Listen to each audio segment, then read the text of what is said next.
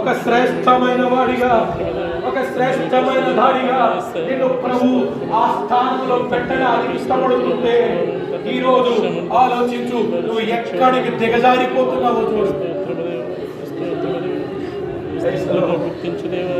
ఎవరు ఊహించని స్థాయి అంటే ఆయన కుడి పార్శ్వమున ఆయనకు ఒక పెండ్లి కుమార్తెగా, ఒక వధువుగా నిన్ను పెట్టడానికి ఆయన ఇష్టపడుతుంటే ఈ రోజు నీవు అపవిత్రమైన దానిగా, నిన్ను నువ్వు నాసిరకమైన భక్తి చేసుకుంటూ ఈరోజు ఎదుగుదల లేనివాడిగా, ఎదుగుదల లేని దానిగా ఆ ప్రభువుని బలపరచవలసిన నీవు, ప్రభుని నీ జీవితంలో చూపించాల్సిన నీవు ప్రభుని చూపించని దానిగా, చూపించని వాడిగా, ఉపయోగపడని వాడిగా, ఉపయోగం లేని దానిగా ఈ రోజు నీ ఉన్నావేమో.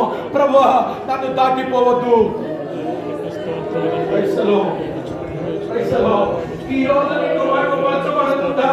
నేను ఉండడానికి గల కారణం నా హృదయములో నీకు కాకుండా వేరొక దానికి ఎవరికో చోటుంది, వేరొకరికి ఎవరికో చోటుంది.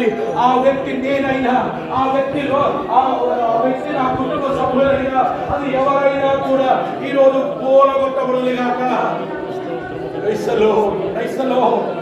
హల్లెలూయా, హల్లెలూయా. కృపగల దేవుడు నీతో మాట్లాడుతున్నాడు.